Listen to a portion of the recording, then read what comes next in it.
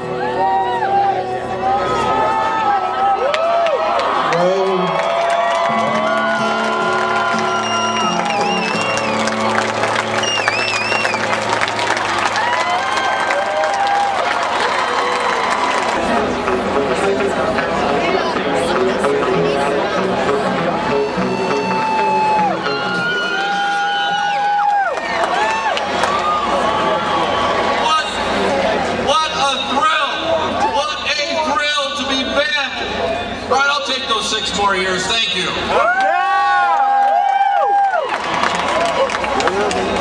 What a thrill to be back on the beautiful campus of my alma mater. Thank you for your work, for your support, and your enthusiasm. I think there's about 30,000 people around this area.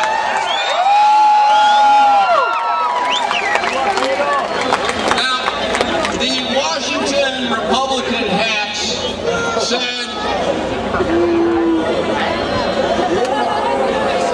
that I didn't want to be here today. The national press just ate it up. Well, it's a crock. Why wouldn't I want to be here? This is fantastic. This is 10:50.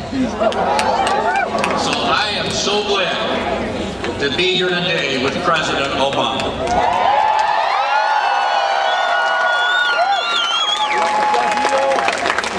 You know, Mr. President, all over Milwaukee there are huge billboards with my picture and his picture.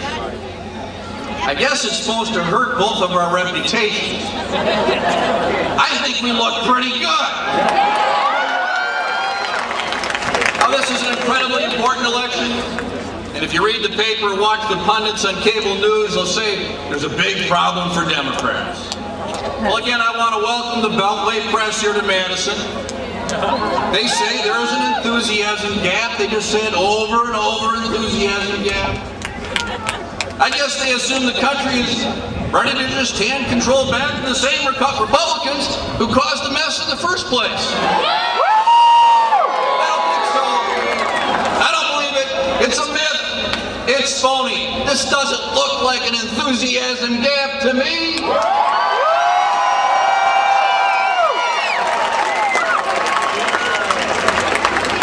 But the Republicans are already dancing in the end zone. They might get an excessive celebrating penalty. I think it's too early. The game's not over. When people go to the polls, they'll know. They'll know who's on their side. It's true. I hear people talk about it when I visit each one of Wisconsin counties, and I totally agree.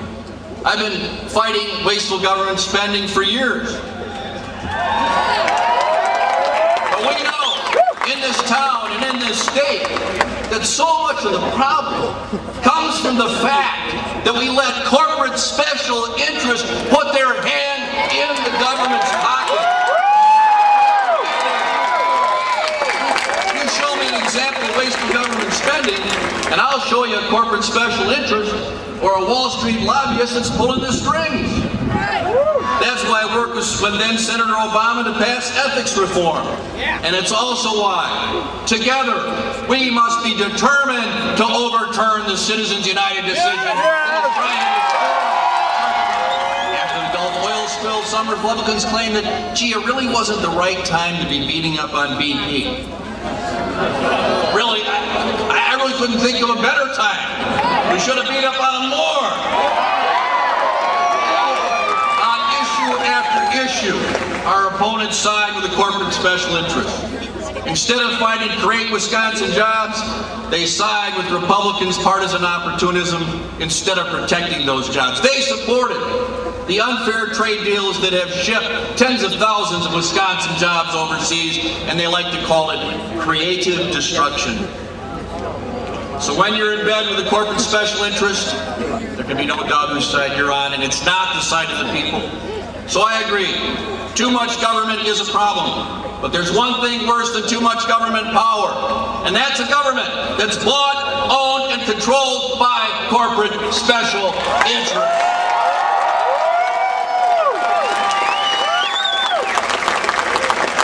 Now we know the reality. This race that I'm in is close. We have to fight, but the choice is clear. I have the record of taking on the D.C. lobbyists and the corporate special interests who have too much power and influence in Washington. And just recently, a survey was done where they asked, who is the #1 enemy of the Washington lobbyists? Not number 2, not number 3. #1 was your Senator, Russ Feingold.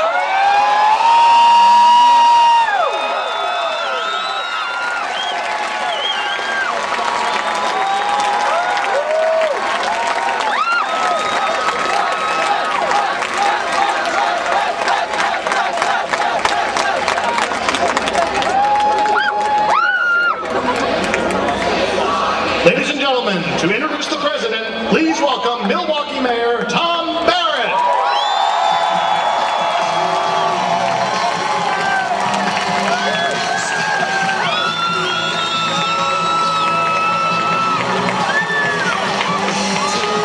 Hello, University of Wisconsin Badger! It is great to see. I wish you were all standing up here with me, because you look beautiful out there.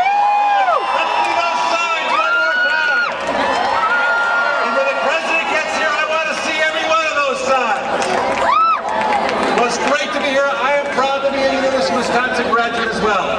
And we're standing here in front of the Wisconsin Historical Society. So I want to take just a couple minutes and talk about history. A short history, but history. In November of 2008, we saw something in this country we had never seen before in our lifetime. People who had never voted before. People who had given up on our democracy.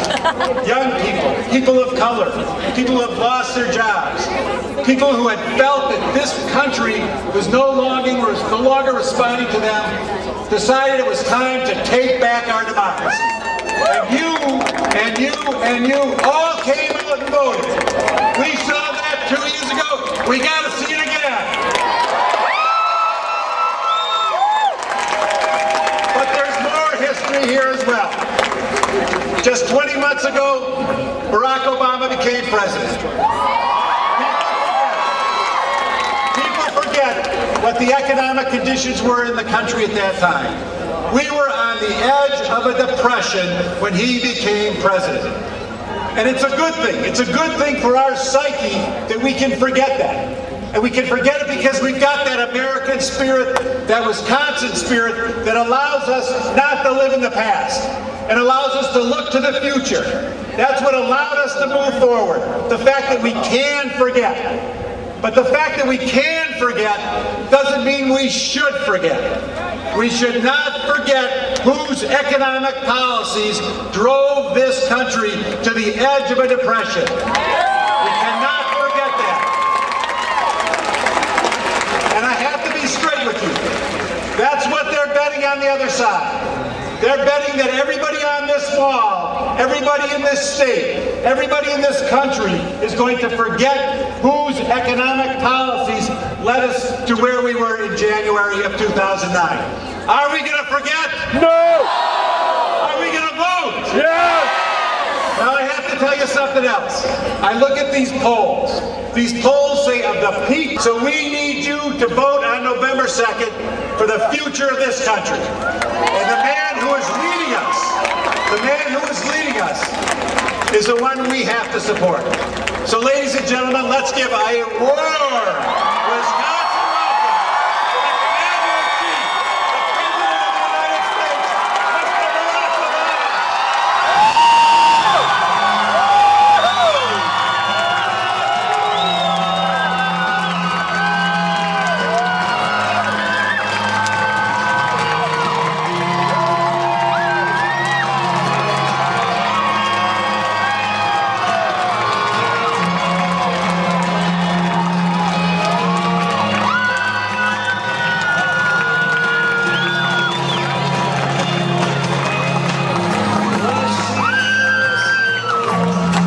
Yes, you found